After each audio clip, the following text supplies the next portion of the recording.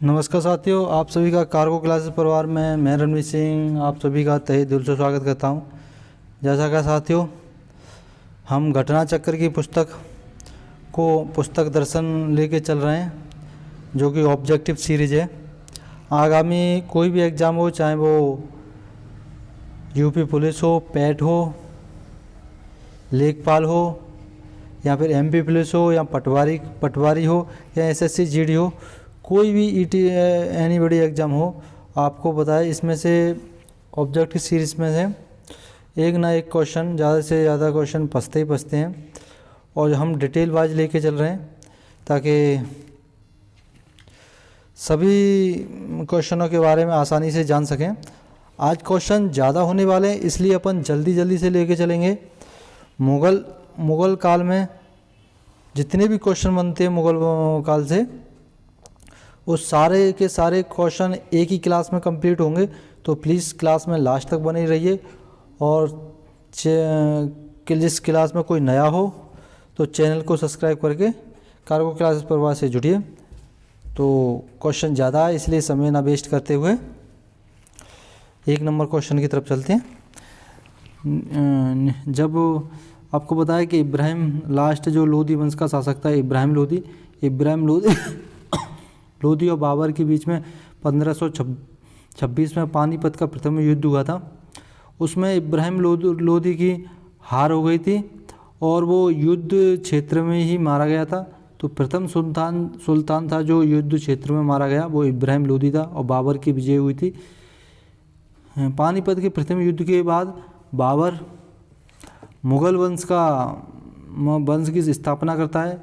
और बाबर के बारे में जाने तो बाबर के पिता का नाम तैमूर वंश के थे पिता, और माता चंगेज खां वंश की थी।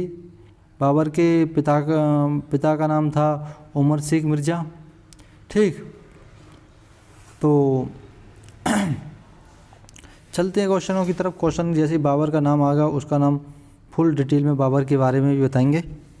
एक नंबर क्वेश्चन, निम्न में से किस युद्ध से भारत में मुग़ल राज्य की नींव पड़ी? आपको अभी बताई दिया मैंने, पानीपत के प्रथम युद्ध। और किस सन में हुआ था? 1526 में, बाबर और इब्राहिम लोदी के बीच में। इसमें इब्राहिम लोदी की हार हो गई थी।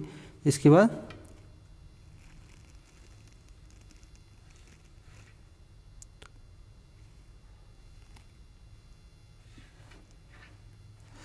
इसी युद्ध में बाबर ने बारूद का प्रयोग किया था और तुलगमा नीति का प्रयोग करके इस युद्ध को जीता था।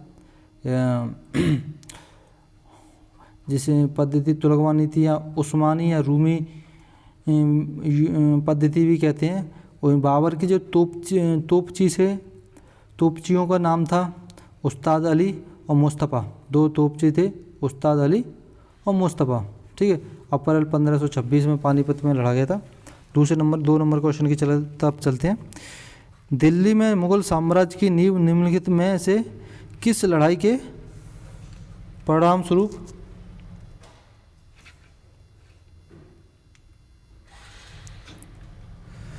दो नंबर क्वेश्चन, दिल्ली में मुग़ल साम्राज्य की नींव निम्नलिखित में से किस लड़ाई के परिणाम स्वरूप पड़ी? दिल्ली में, तो आपको बताया दिल्ली में जो मुग़ल साम्राज्य पानीपत की प्रथम लड़ाई हुई थी, उसके बाद दिल्ली की गद्दी पे बाबर बैठा था। और बाबर की बात आ रही है तो बाबर के बारे में थोड़ा बहुत जान लेते हैं। बाबर का पूरा नाम जहीरुद्दीन मोहम्मद बाबर था, जिसका जन्म 14 फरवरी 1483 में 14 फरवरी में वैलेंटाइन डे के दिन हुई थी। पिता का नाम उमर शेख मिर्ज़ा था। 12 साल की उम्र में ही फरगना का शासक बना था ये। और इसने जो इसके चाचा थे उनसे 2 बार समरकंद छीनने का प्रयास किया था। और क्या जाने, इतना ही है। आगे चलते हैं हम।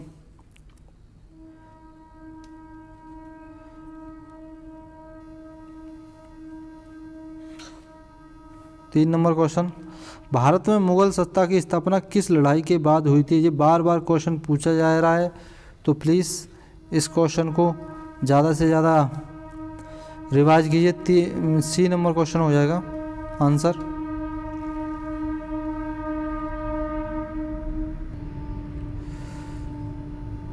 4 नंबर क्वेश्चन, निम्न में से किसका अपने समकालीन मुगल बादशाह के साथ मिलान गलत हुआ है।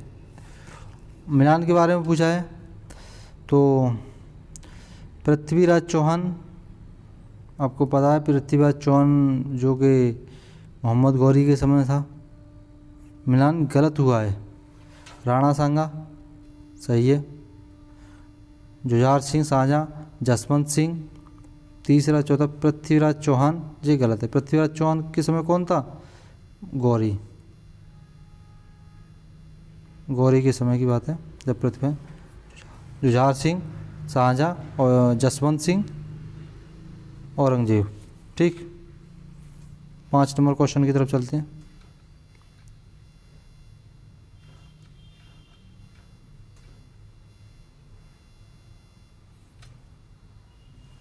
पाँच नंबर, किस मुगल शासक ने भारत की वनस्पतियों और प्राणी जगत, ऋतुओं और फलों का विशद वितरण अपनी दैनंदिन डायरी, मतलब जो दैनिक डायरी थी, में दिया था। तो आपको पता है जो बाबर ने आराम बाग आगरा में एक बाग का आराम बाग का स्थापना की थी, जो अभी राम बाग के नाम से जाना जाता है। ठीक, और बाबर ने क्या लिखा था, आदत तुझ के बाबरी, स्वयं ने लिखी थी। किस भाषा में, तुर्की भाषा में लिखी थी। ठीक, अकबर के समय में फारसी में अनुवाद अब्दुल रहीम खानी खाना ने किया था, बाबर नामा के नाम से। नूर अफगान जो आधुनिक आराम बाग कहलाता है आगरा में, ज्यामिति विधि से करवाया था। ठीक, नेक्स्ट चलते हैं, तुझे के बाबरी। इसमें बाबर ने कृष्णदेव राय का जिक्र किया था और राणा सांगा का। भारत में सबसे पहले तोप खाने का प्रयोग किसने किया था, तो आपको बताइए तोप खाने का प्रयोग सबसे पहले किसने किया था, बाबर ने। पानीपत के प्रथम युद्ध 1526 में लोधी के विरुद्ध। 7वां क्वेश्चन, खानवा के युद्ध में बाबर द्वारा पराजित किया जाने वाला राजपूत था, तो राणा सांगा। बाबर ने कुल भारत में 4 लड़ाइयाँ लड़ी। इसमें पानीपत का प्रथम युद्ध, खानवा, चंदेरी और घाघरा। इसे ऐसे याद रखते हैं, पानी पिया, खाना खाया। ठीक, पानी पिया, खाना किया, चंदा दिया और घर गया।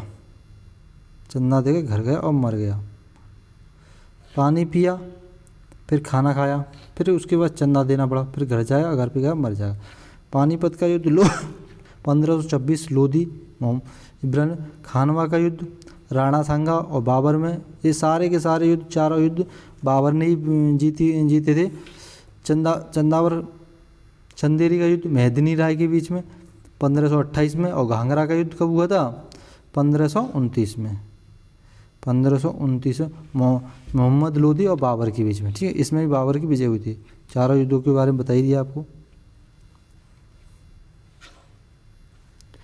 बाबर की मृत्यु कहाँ हुई थी, बाबर की मृत्यु आगरा में हुई थी। बाबर की मृत्यु कहाँ हुई थी, आगरा में हुई थी। पहले तो इसे आगरा में दफनाया गया, उसके बाद में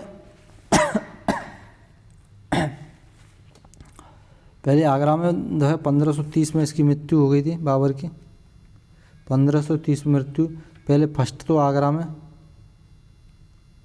और सेकंड क्या काबुल में।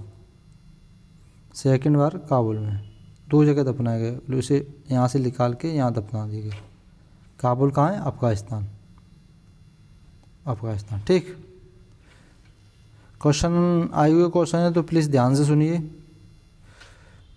जल्दी इसलिए लेके चल रहा हूँ क्योंकि आज क्वेश्चन बहुत ज़्यादा होने वाले हैं। तो हुमायूं नामा की रचना किसने की थी, गुलबदन बानो बेगम। और गुलबदन बानो बेगम कौन थी, बाबर की बहन, नहीं सॉरी, हुमायूं की बहन, ठीक है। और वो हुमायूं के बारे में जितने भी हुमायूं ने युद्ध लड़े या फिर शासक है उसके बारे में क्वेश्चन आ चुके हैं। देख रहा है हुमायूं नामक किसी गुलबदन नामक बहन कौन थी इसकी बहन, ठीक।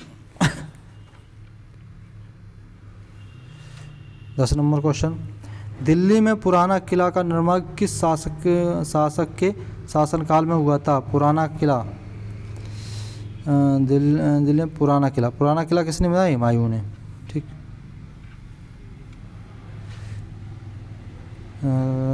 63 में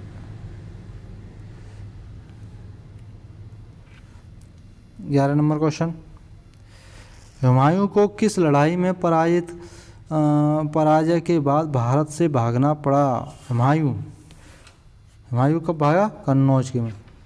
कौन सन में? कन्नौज का युद्ध कब हुआ था? 40 में, 1540 में। और 1539 में क्या हुआ था? बेलग्राम का युद्ध, ठीक है। चौसा का युद्ध हुआ था, चौसा। हुमायूं और शेरशाह के बीच में 2 युद्ध लड़े गए थे। एक चौसा का युद्ध 1539 में और 1540 में बेलग्राम या कन्नौज का युद्ध। इसमें दोनों युद्धों में हुमायूं की हार हुई थी और शेरशाह की विजय हुई थी।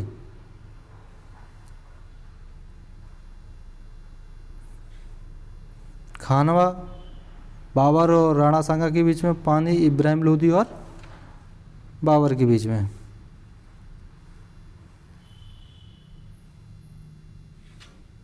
बारह नंबर क्वेश्चन, कलानौर में राज्याभिषेक के समय अकबर की आयु कितनी थी? जब अकबर का राज्याभिषेक किया जाता है तो अकबर की जो उम्र थी मात्र 13 वर्ष की थी, कलानौर पंजाब में। 13 नंबर क्वेश्चन की तरफ चलते हैं।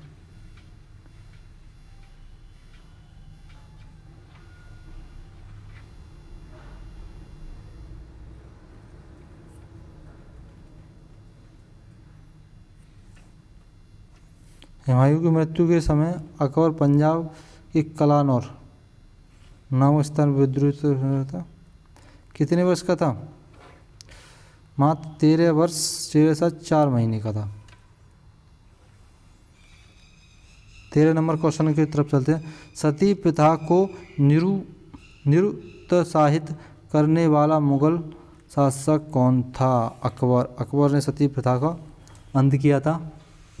अकबर ने दास प्रथा 1562, तीर्थ यात्रा 1563, जजिया कर 1564, इन सभी को ख़त्म कर दिया गया था अकबर द्वारा, ठीक।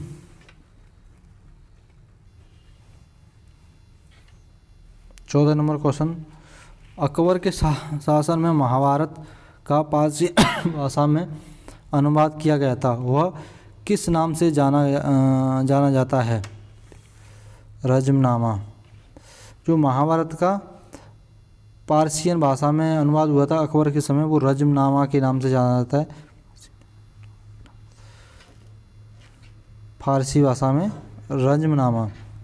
और किसे अनुवाद किया था? अब्दुल कादिर बदायूनी, नकीब खां फैजी, अब्दुल फजल और शेख सुल्तान ने किया था। 4-5 अकबर के दरबार में दार्शनिक रहा करते थे, उन्होंने किया था।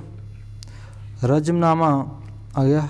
रजमनामा निम्नलिखित में से किसका फारसी अनुवाद था? तो आपको बताइए, महाभारत का था। पंचतंत्र किसकी पुस्तक है? विष्णु शर्मा की, ठीक। और रामायण वाल्मीकि और खतित सर शास्त्र ये है, ये पता नहीं। 16 नंबर क्वेश्चन, रामायण का अनुवाद फारसी में किसने किया था?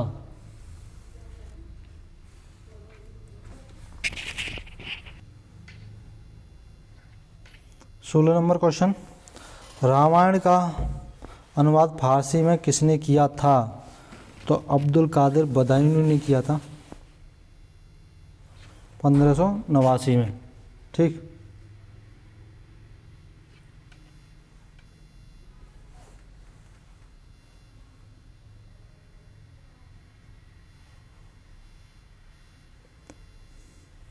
आज डिटेल बात ज़्यादा इसलिए नहीं जा रहे क्योंकि क्वेश्चन ज़्यादा हैं, पूरे मुग़ल काल को कंप्लीट करना है, इसलिए जल्दी जल्दी लेके चलते हैं।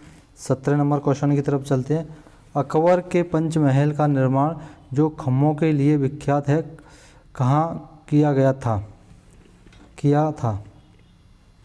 ठीक, फतेहपुर सीकरी में। फतेहपुर सीकरी का है? आगरा में। 2 बार घुमाया हूँ मैं। अकबर के पंचमहल का निर्माण फतेहपुर सीकरी में करवाया था। यह पिरामिड के आकार का पंचमहल 5 मंजिला महल था। यह नालंदा के बौद्ध विहारों की प्रेरणा पर आधारित था। 18 नंबर क्वेश्चन, निम्नोक्त में से किसने अकबर की जीवन कथा लिखी थी? अकबर की जीवन कथा कहते हैं अबुल फजल ने।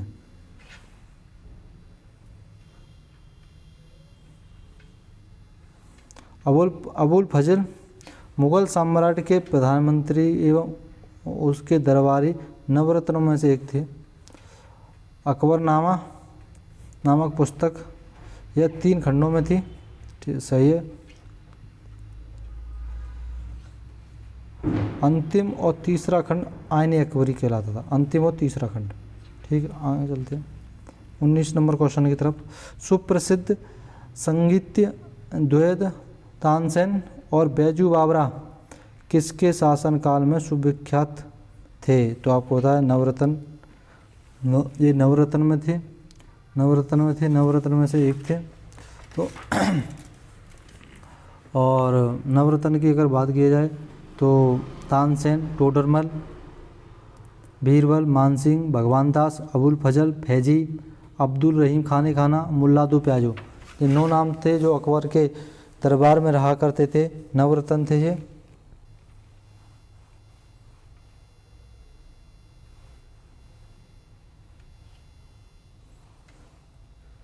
ये और आप देख लीजिए। अकबर के तानसेन को कांठाभरण बाड़ी विलास की उपाधि से सम्मानित किया था। ये याद रखिए, कांठाभरण बाड़ी विलास।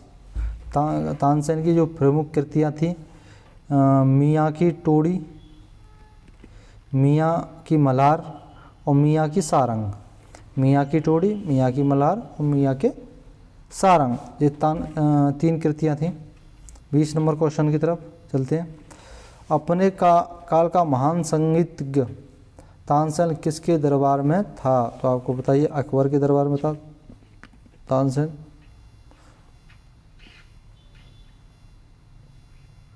ओह,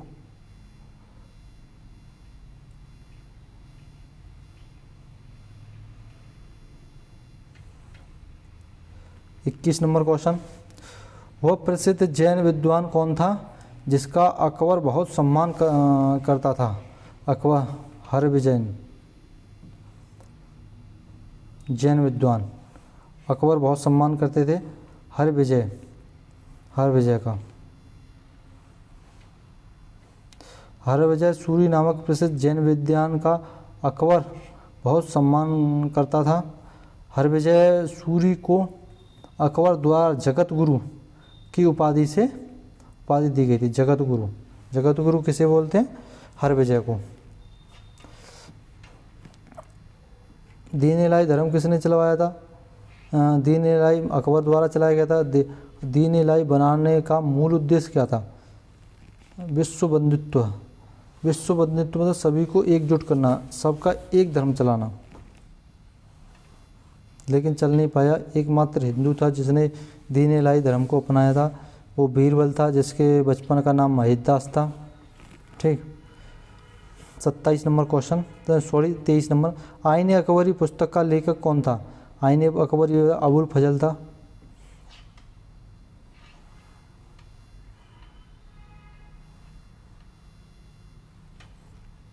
चौबीस नंबर क्वेश्चन, अकबरनामा किसने लिखा था? अबुल फजल ने। अकबरनामा के फर्स्ट और तीसरा जो खंड था उसे आईने अकबरी कहते हैं। हल्दी घाटी की लड़ाई किसके बीच लड़ी गई? तो हल्दी घाटी की लड़ाई आपको पता है 1576 में अकबर और महाराणा प्रताप के बीच लड़ी गई थी? अकबर और महाराणा प्रताप। इसे डिटेल बात जानते हैं। हल्दी घाटी की प्रसिद्ध लड़ाई 1576 में, सन बहुत पूछा जाता है, मेवाड़ के शासक महाराणा प्रताप और अकबर की सेनाओं के मध्य लड़ी गई। इस युद्ध में मुगल सेना का नेतृत्व मानसिंह, मुगल सेना अकबर की तरफ से मानसिंह और आसफ खान ने किया था। इसके परिणाम स्वरूप मुगल के पक्ष में रहा था। राणा सांगा को स्वयं को सुरक्षित रखने हेतु समीप की पहाड़ियों में शरण लेनी पड़ी। ठीक,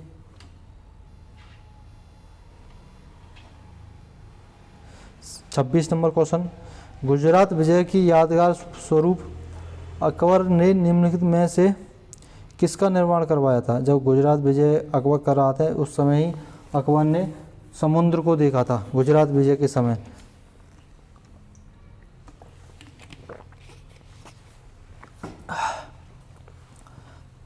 बुलंद दरवाजा का निर्माण किया गया था गुजरात विजय के उपलक्ष्य में अकबर ने।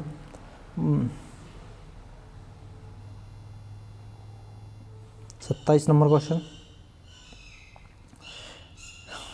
निम्न में से किस पर अकबर की विजय होने की स्मृति में बुलंद दरवाजे का निर्माण किया गया था? तो आप बताइए। गुजरात में गुजरात विजय के उपलक्ष्य में ही अकबर ने बुलंद दरवाजे का निर्माण करवाया था। 28 नंबर क्वेश्चन, मुगल प्रशासन व्यवस्था में मनसबदारी प्रणाली को किसने प्रारंभ किया? मनसबदारी प्रणाली के बारे में पूछा है। मनसबदारी प्रणाली अकबर ने की थी कि दरबार में जो रैंक मनसब एक तरह का रैंक मान लो कि ये इतने रुपए का मनसब हो जाएगा, ये 2000 का मनसब हो जाएगा। एक रैंक, अधिकारियों की रैंक डिसाइड कर दी थी। जो बड़े अधिकारी हुआ करते थे दरबार में उनकी ज़्यादा रैंक हुआ करती थी और जो छोटे अधिकारी थे उनकी कम रैंक हुआ करती थी। मानसिंह 2000 के मनसब थे, तानसेन 2200 के मनसबधारी थे। 29 नंबर कौन सा है? मनसबदारी प्रणाली किसने प्रारंभ की थी? तो आपको पता है अकबर ने की थी। 30 नंबर क्वेश्चन की तरफ चलते हैं।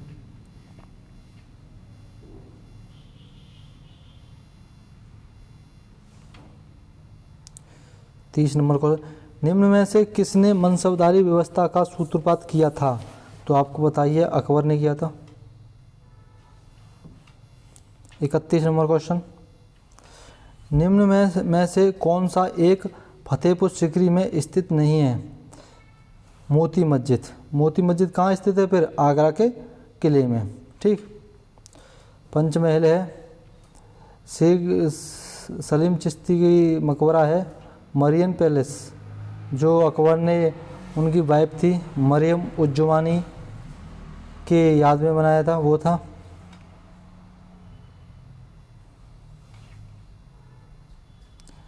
मोती मस्जिद का आगरा के किले में। ठीक है,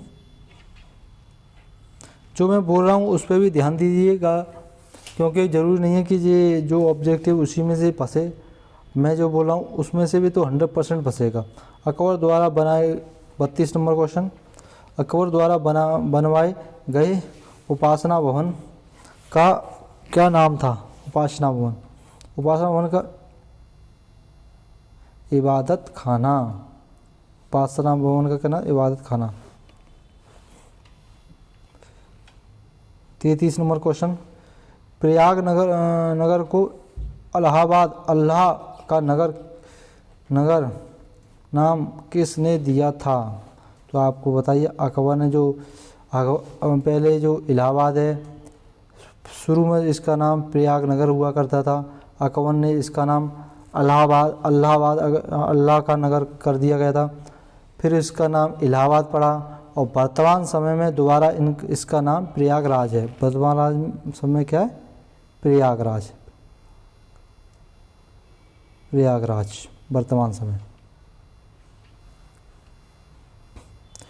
जो कि यमुना, गंगा और सरस्वती नदी का संगम भी है, कुंभ का मेला भी लगता है।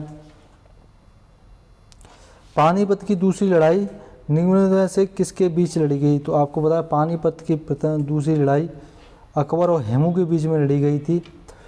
और अकबर कौन से लड़ी? 1556 में, ठीक, 56 ईस्वी।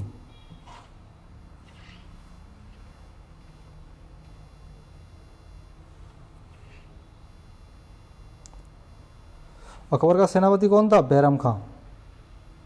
अकबर का सेनापति कौन था? बैरम खां, ये याद रखना, बैरम खां के नेतृत्व में लिखी गई थी। 35 नंबर क्वेश्चन, अकबर के शासनकाल में भू राजस्व सुधारों के लिए कौन दायी था? भू राजस्व सुधार के मामले में टोडरमल। जो टोडरमल थे वो भू राजस्व वित्त मंत्री थे, जिन्होंने दहशला व्यवस्था या जब्ती प्रणाली भी की शुरुआत की। शेरशाह सूरी पहले शेरशाह सूरी के दरबार में रहा करते थे। जब शेरशाह सूरी का राज्यपाट ख़त्म हो जाता है उसके बाद अकबर के दरबार में आ जाते हैं। अकबर के दरबार में जो वित्त मंत्री का पदभार संभालते हैं। दहशला व्यवस्था या जब्ती व्यवस्था की शुरुआत की थी इन्होंने।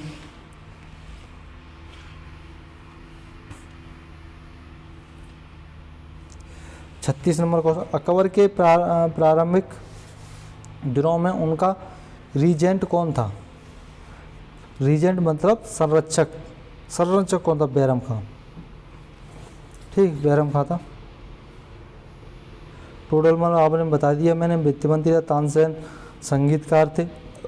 और जो अबुल फजल थे वो इतिहासकार थे। अकबर नामा लिखी थी इन्होंने तीन भागों में। फर्स्ट और तीसरे भाग को आईने अकबरी कहते हैं, ठीक है। 37 नंबर क्वेश्चन, जब्ती प्रणाली के अंतर्गत वास्तविक उत्पादन का कितना अंश राज्य की मांग के रूप में निर्धारित किया गया था? तो आपको 1/3, 1/3, 1/3 भाग राजा का होगा, बाकी भाग जिसकी फसल थी उसका होगा। और जब्ती प्रणाली किसने शुरुआत की? टोडरमल ने। 38 नंबर क्वेश्चन की तरफ चलते हैं। 38 नंबर, अकबर के दरबार में प्रसिद्ध संगीतकार तानसेन का मूल नाम क्या था? तानसेन का मूल नाम रामतनु पांडे। और जो बीरबल थे, बीरबल का जो मूल नाम क्या था?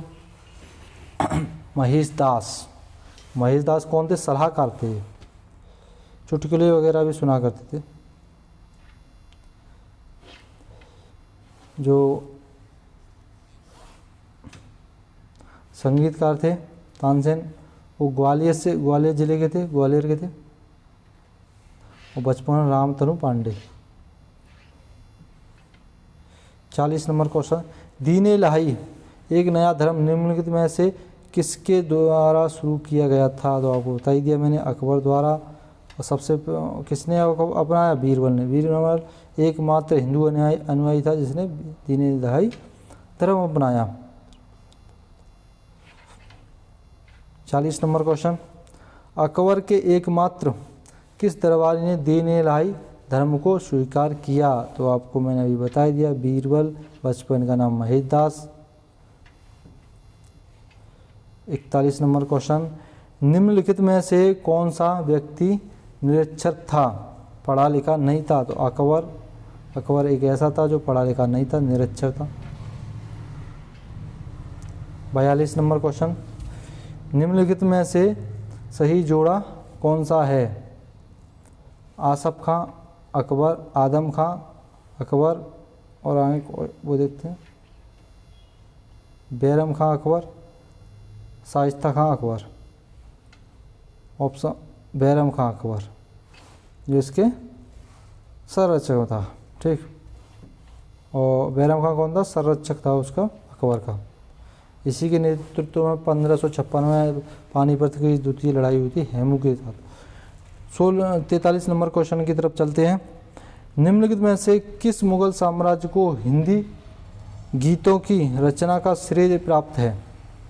अकबर को। हिंदी गीतों का रचना का श्रेय प्राप्त है अकबर को। पढ़ते हैं। मुगल साम्राज्य अकबर को हिंदी गीतों का रचना का श्रेय दिया जाता है। कहा जाता है कि यह रायकरण के छद्म नाम से हिंदी गीतों की रचना करता था। रायकरण, याद रखना रायकरण। 44 नंबर क्वेश्चन की तरफ चलते हैं। ईस्ट इंडिया कंपनी का गठन हुआ था। उस समय भारत का मुगल बादशाह कौन था? ईस्ट इंडिया जब हुआ था सन 1600 में, तो आपको बताए 1556 में बैठता है। कब तक? 1605 तक। और ईस्ट इंडिया कंपनी का विस्तार कब? 1600 में हुआ था। तो कौन होगा? अकबर।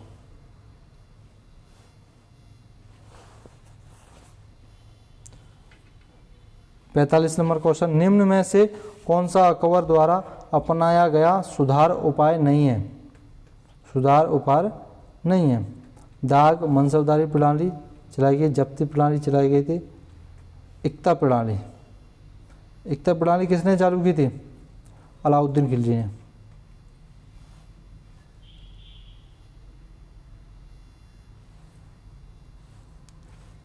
एकता प्रणाली की शुरुआत इल्तुतमिश ने की थी। इल्तुतमिश ने। एकता मतलब अपने सैनिकों को पैसे के बदले जमीन देना, उसे कहते हैं एकता प्रणाली। ठीक। 46 नंबर क्वेश्चन। मुगल चित्रकारी ने किसके शासनकाल में पराकाष्ठा प्राप्त की? तो चित्रकारी के जहांगीर के समय। जहांगीर एक स्वयं ही बहुत बड़ा चित्रकार था। ऐसा माना जाता है कि जब कोई चित्रकार अपना चित्र बना लेता था तो वो बता देता था कि आँख किस चित्रकार ने बनाई, नाक किस चित्रकार ने बनाई, मतलब अलग अलग पार्ट्स बता देता था। 47 क्वेश्चन की तरफ चलते हैं।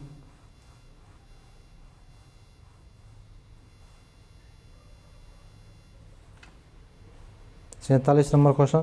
जहांगीर का अर्थ क्या है? जहांगीर का अर्थ क्या है? विश्व विजेता। जहांगीर का अर्थ है विश्व विजेता।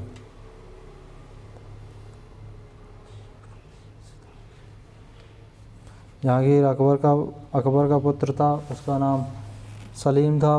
सलीम कहते थे। अकबर उसको शेखू बाबा के नाम से जाना कहता था। 48 नंबर क्वेश्चन। निम्न में से किस मुगल सम्राटों ने स्वयं अपनी आत्मकथा लिखी? ऑप्शन है बाबर और जहांगीर ने। बाबर ने लिखी तुझ के बाबरी, और जहांगीर ने भी तुझ के जहांगीरी। बाबर नामा लिखा था और जहांगीर ने तुझ के जहांगीरी। और बाबर का जब हिंदी में अनुवाद हुआ था तो उसे क्या कहा गया? तुझ के जहांगीरी। अबुल फजल ने किया था जो। 49 नंबर क्वेश्चन। चित्रकारी किसके शासनकाल के दौरान अपने उच्चतम स्तर पर पहुंची? तो आपको बता ही दिया ऑप्शन नंबर सी, चित्रकारी जहांगीर के समय। और वास्तुकला पहुंचेगी शाहजहां के समय में।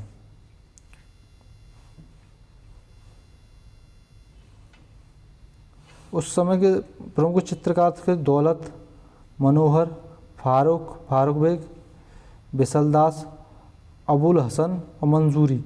ये प्रमुख चित्रकार थे। किसके समय में? जहांगीर के समय में। न्याय की जंजीर किसने लगाई? जहांगीर ने। अगर आपको बता ही दिया है।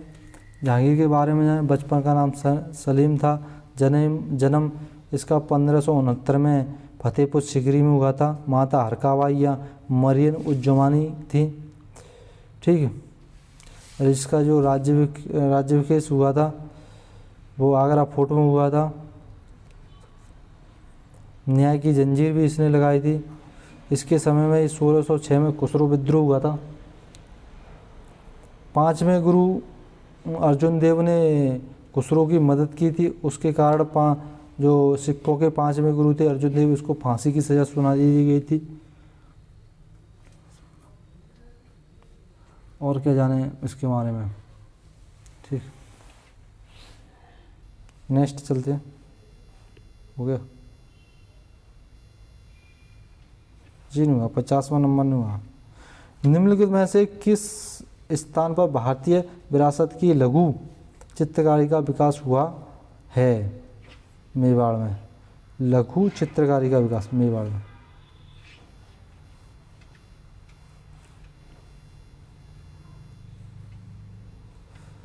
इक्यावन नंबर क्वेश्चन, इंग्लैंड के तत्कालीन राजा जेम्स फर्स्ट द्वारा जहांगीर के शाही दरबार में राजपूत के रूप में निम्नलिखित में से किसको भेजा गया था? तो आपको पता है 1610 में हॉकिंस। कौन सन में आया? 1605 या 10? 1610 में आया था शायद। जहांगीर के दरबार में जो मुगल वो आया था, किस समय आया? सर हॉकिंस 1608-9 में, 8-9-10 के समथिंग 1610 में आया। ठीक हो गया। उसके बाद कौन आया? 1615 टॉमस रो। ठीक, 1608 से 1611, 1608 में आया, सॉरी 3 वर्ष रहा। 400 का मनसब प्रदान किया था अकबर जहांगीर ने इसी ने। 52 नंबर क्वेश्चन, शाहजहाँ का प्रसिद्ध तख्त ए ताऊत 1739 में कौन ले गया था? तो आपको पता है जब नादिर शाह का आक्रमण हुआ था 1739 में, फारसी आक्रमणकारी नादिर शाह,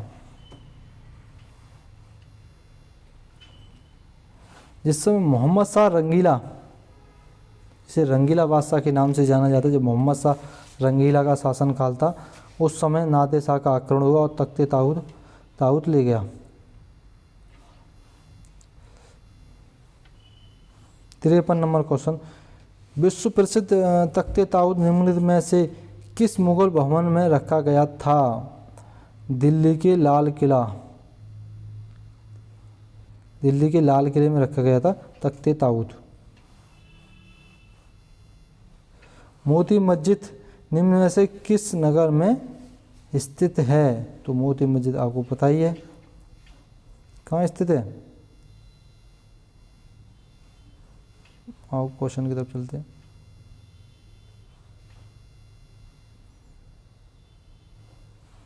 आगरा के किले में। ठीक,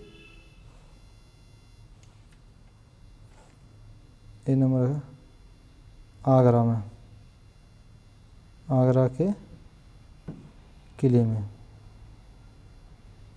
आगरा के किले में। ठीक, आगरा के किले में मोती मस्जिद है। मोती मस्जिद का निर्माण औरंगजेब द्वारा करवाया गया था।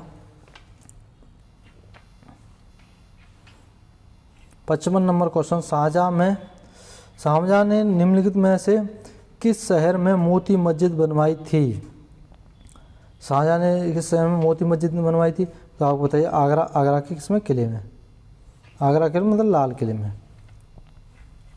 लाल किले में बनवाई गई थी। औरंगजेब के बाद उसका कौन सा बेटा बहादुर शाह के नाम से भारत का सम्राट बना? मोहम्मद मुअज्जम बना था। किस? बहादुर शाह प्रथम के समय। सबसे 63 वर्ष शाह बेखबर के नाम से जाना जाता है। मुअज्जम को किस नाम से जाना जाता है? शाह बेखबर, कोई खबर नहीं। 27 नंबर क्वेश्चन, सॉरी 27 नहीं, 57 नंबर क्वेश्चन, निम्नलिखित में से औरंगजेब का उत्तराधिकारी कौन था? तो आपको बताइए मुअज्जम, जिसे शाह बेखबर के नाम से जाना जाते हैं। 58 नंबर क्वेश्चन, निम्न में से कौन अंतिम मुगल सम्राट थे? तो बहादुर शाह सेकंड, जो जफरनामा से कविता लिखा करते थे। उनका उपनाम था जफर इसलिए कहते थे क्योंकि वो जफरनामा से कविताएं लिखा करते थे।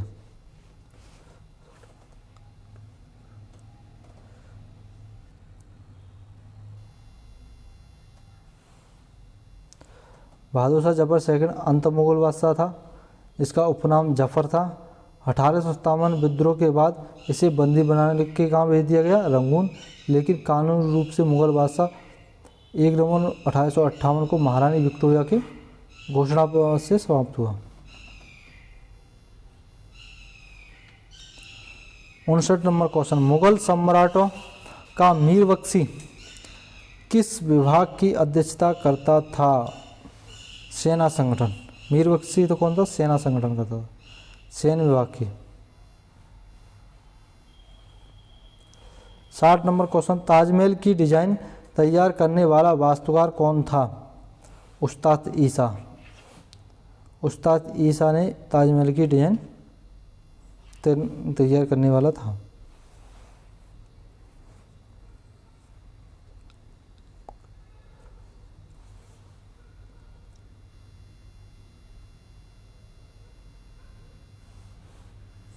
वो ज़्यादा इम्पोर्टेंट नहीं है, पढ़ने को मतलब नहीं।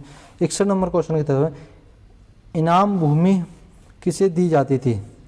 विद्वान और धार्मिक व्यक्तियों को इनाम भूमि दिया करते थे, जो विद्वान और धार्मिक व्यक्ति हुआ करता था। 62 नंबर क्वेश्चन की तरफ चलते हैं, मुगल शासकों की दरबारी अदालती भाषा थी फारसी। फारसी भाषा में वो आम भाषा मुगल की क्या थी? फारसी भाषा। जो दरबार की भाषा क्या थी? फारसी भाषा।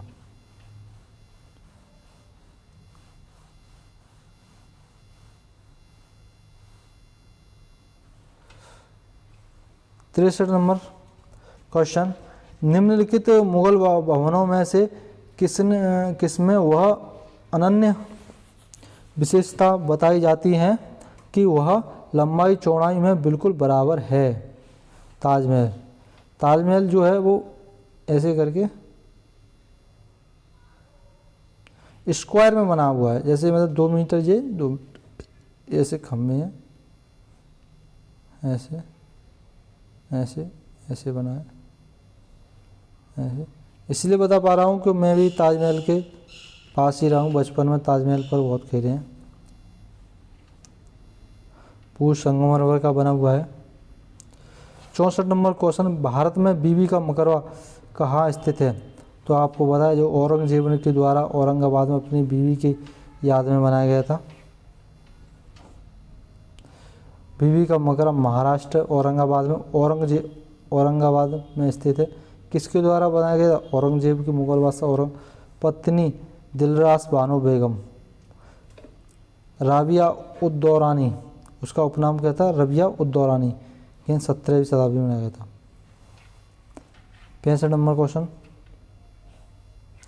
ताजमहल के बारे में निम्नलिखित में से कौन सा तथ्य सही नहीं है?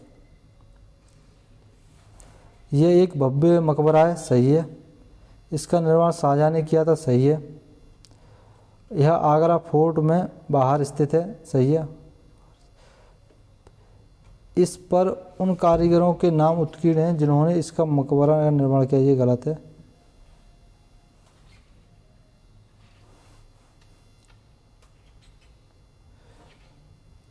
ताजमहल पर कुरान की आयतें उत्कीर्ण हैं। क्या पूछा है? कुरान की आयतें, उन पर उत्कीर्ण का कार्य अमानत खां सिराजी ने किया था। इसका नाम ताजमहल के द्वार पर अंत के में उत्कीर्ण है। किसने किया? उत्कीर्ण किसने किया था? अमानत खां ने। अमानत का सिराजी ने किया था। यहीं पे दोस्तों क्लास, यहीं पे क्वेश्चन समाप्त होते हैं। प्लीज़ ज़्यादा क्वेश्चन थे, तो अगर क्लास अच्छी लग रही हो आपको तो चैनल को लाइक करें, शेयर करें, और कोई कमी दिख रही हो तो प्लीज़ कमेंट करें। और अगर आप चैनल पर नए हो तो चैनल को सब्सक्राइब करके कार्गो क्लास परिवार से जुड़िए। कोई भी नई सूचना हो तो आपको सबसे पहले मिलेगी। तो प्लीज़, चाहे वो स्टूडेंट कोई भी हो, SSC GD हो, UP पुलिस हो, MP पुलिस हो, लेखपाल हो या पटवारी हो, कोई भी एग्ज़ाम हो, आप इस क्लास को देख सकते हैं। प्लीज़ सब्सक्राइब करके जाइए। इसी के साथ विदा लेते हैं। जय हिंद दोस्तों।